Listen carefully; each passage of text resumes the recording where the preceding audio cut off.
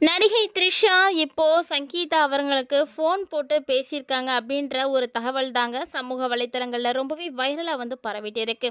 கடந்த 4 மாதங்களுக்கு முன்னாடி விஜய் அவர்களுடைய மனைவியான சங்கீதா அவங்க விஜய் மீது செங்கல்பட்டு குடும்ப நல நீதிமன்றத்தில் வழக்கு ஒன்றை வந்து போட்டிருந்தாங்க. ஸோ அவங்க வந்து டிவோர்ஸ்க்கு வந்து அப்ளை பண்ணியிருந்தாங்க.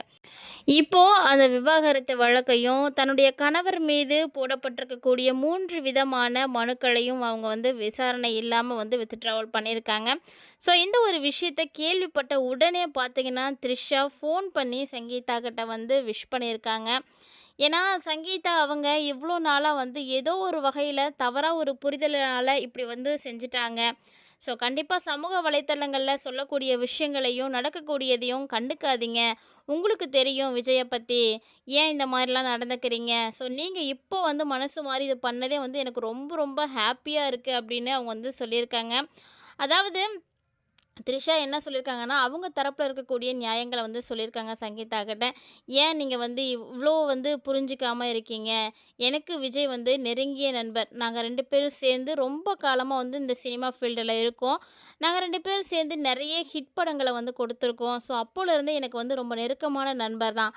அவர் நண்பர் அப்படின்றத தாண்டி அவருக்குள்ள எனக்கு எந்த விதமான பழக்கமும் கிடையாது. ஸோ விஜய் சார் வந்து அப்படிப்பட்டவரும் கிடையாது. ரொம்ப நல்ல மனுஷன். அவரை ஏன் வந்து சமூக வலைதளங்கள்ல 4 பேர் 4 விதமா பேசுறாங்க அப்படின்றதுக்காக நீங்களும் அத வந்து நம்பாதீங்க. ஸோ கண்டிப்பா அத நீங்க நம்பக்கூடாது அப்படின்றதுக்காக தான் நாங்க இவ்ளோ நாளா வந்து கஷ்டப்பட்டோம். ஸோ தயவு செஞ்சு அதெல்லாம் நம்பாதீங்க. 4 பேர் 4 விதமா பேச தான் செய்வாங்க. எனக்கு அவர் வந்து தெரியும். நான் எப்படின்னு அவருக்கு தெரியும். அவரு எப்படி அப்படின்றது இந்த உலகத்துக்கே வந்து தெரியும். இப்போ தமிழகத்துடைய முதலமைச்சரா இருக்காரு. ஸோ எந்த விதமான தப்பான ஒரு அபிப்பிராயத்தோடையும் மக்கள் வந்து அவர வந்து தேர்வு பண்ணியிருக்கவே மாட்டாங்க. ஸோ அப்படிப்பட்டவரை நீங்கள் ஏன் தப்பாக புரிஞ்சிட்ருக்கீங்க? நீங்கள் இப்போ இந்த முடிவு எடுத்திருக்கீங்க. அதுவே எனக்கு ரொம்ப சந்தோஷம் தான். விஜய் அவர்களும் சின்ன சின்ன தப்புக்கள் வந்து பண்ணியிருக்காரு அப்படின்னா, கண்டிப்பாக அவரை நீங்கள் வந்து மன்னிச்சுக்கோங்க.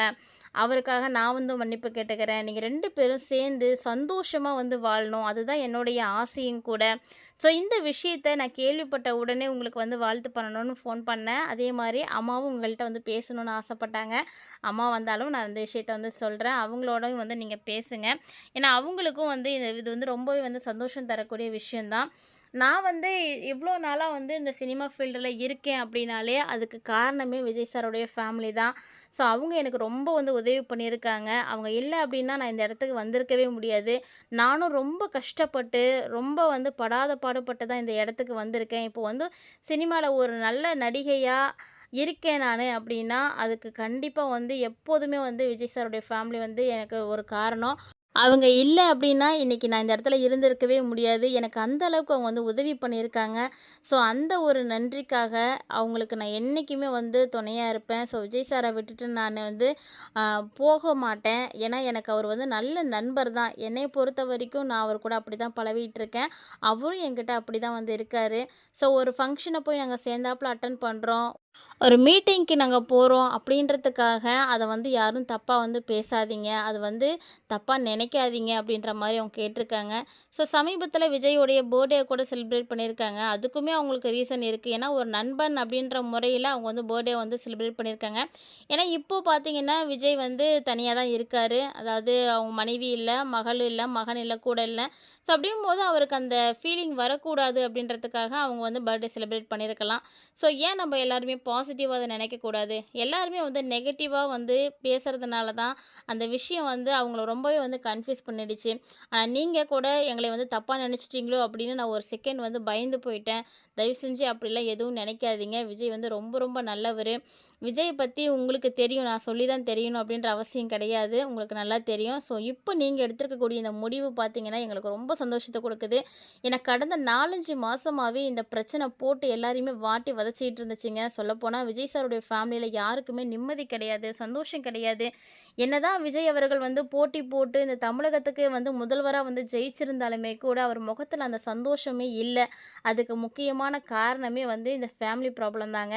ஸோ நீங்க பக்கத்துல இல்ல இல்ல அப்படின்றதுனால தான் அவர் வந்து அந்த சந்தோஷத்தையே வந்து இழந்திருக்காரு.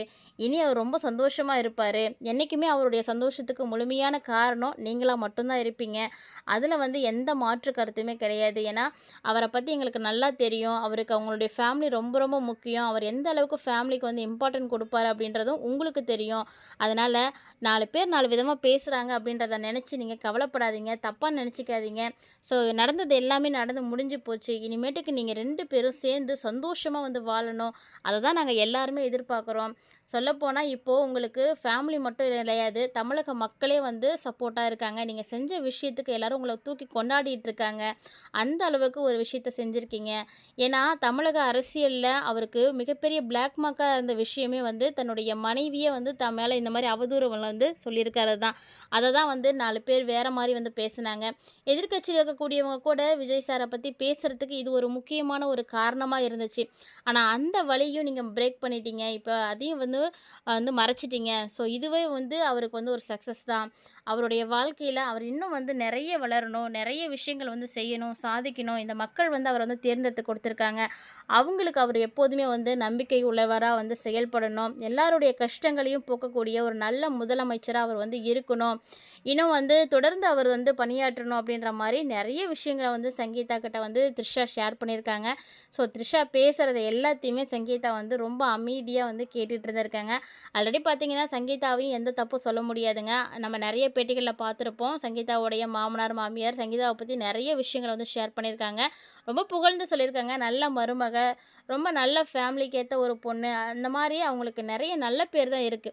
அவங்க இந்த ஒரு விஷயத்த மட்டும் தான் தப்பா புரிஞ்சுகிட்டு இது மாரி பண்ணிட்டாங்களே தவிர, மத்தபடி விஜய் சாருக்கும் சரி, சங்கீதா மேமுக்கும் சரி, பெருசா பிரச்சனை அப்படின்லாம் ஒண்ணுமே கிடையவே கிடையாதுங்க. இந்த சந்தேகப்பட்டு இப்படி ஒரு விஷயம் நடந்து போச்சு. ஸோ ஏதோ ஒரு வகையில அது ஒரு பிரச்சனையாவே போயிடுச்சு. நம்ம எல்லாருமே கூட பார்த்துருப்போம். அவர் வந்து தமிழ்நாட்டுடைய முதலமைச்சரா பொறுப்பேற்ற அந்த நிலையில கூட அவர் மனசுல, அவர் முகத்துல ஒரு சந்தோஷம் கிடையாதுங்க. அந்த அளவுக்கு வந்து அவருக்கு ஏக்கம் இருந்துச்சு. ஏன்னா தன்னுடைய மனைவி இந்த இடத்துல இல்லையே! நான் இவ்ளோ தூரம் வளர்ந்திருக்கும்போது அவங்க என் கூட இல்லாம போயிட்டாங்களே! தன்னுடைய பிள்ளைங்க இல்லையே! அத பார்த்து சந்தோஷப்படுறதுக்கு. நான் இந்த இடத்துல நிக்கும்போது அவங்க நின்னு பார்த்து கை தட்டுறதுக்கு அவங்க இல்லையே! அப்படின்னு நினைச்சு, அவர் எந்த அளவுக்கு கலங்கி போய் இருந்தாரு அந்த ஸ்டேஜ்ல அப்படின்றத நாமளே வந்து கண்கூடா வந்து பார்த்தோம். ஸோ இனி அந்த ப்ராப்ளம்லாம் கண்டிப்பா இருக்கவே இருக்காது. ஏன்னா சங்கீதா அவர்களும், விஜய் அவர்களும் மீண்டும் சேர்ந்து இணைந்து வாழப் போறாங்க. அதாவது கம்மிங் 25த் பார்த்தீங்கன்னா, அவங்களுக்கு வந்து வெட்டிங் ஆனிவர்சரி வருது. அதிலிருந்து அவங்களுடைய புதுமையான வாழ்க்கைய அவங்க வாழத் தொடங்க போறாங்க. நல்ல ஒரு பிள்ளைங்களுடைய எதிர்காலத்துக்காக அவங்க வந்து அவங்களுடைய வாழ்க்கைய வந்து இப்ப சந்தோஷமா வந்து வடிவமைக்க போறாங்க. ஸோ இதையெல்லாம் பார்க்குறப்போ, கேட்குறப்போ எனக்கு ரொம்ப சந்தோஷமா இருக்கு, பூரிப்பா இருக்கு. இவ்ளோ சீக்கிரம் இந்த ஒரு நல்ல விஷயம் நடக்கும்னு நான் எதிர்பார்க்கல அப்படின்னு த்ரிஷா ரொம்ப சந்தோஷத்துல வந்து துள்ளி குதிச்சிட்டு இருக்காங்க. இந்த விஷயங்கள எல்லாத்தையும் உடனே உங்ககிட்ட ஷேர் பண்ணிக்கணும் அப்படின்ற மாரி சொல்லி சங்கீதா கிட்ட வந்து ஃபோன் பண்ணி பேசி முடிச்சிருக்காங்க. ஸோ தப்பு பண்ணக்கூடியவங்க யாரும் இப்படி ஃபோன் பண்ணி பேச முடியாது. இதுல வந்து தெரியுது அவங்க 2 பேத்துக்குள்ள இருக்கக்கூடிய நட்பு எப்படிப்பட்டதுன்னு.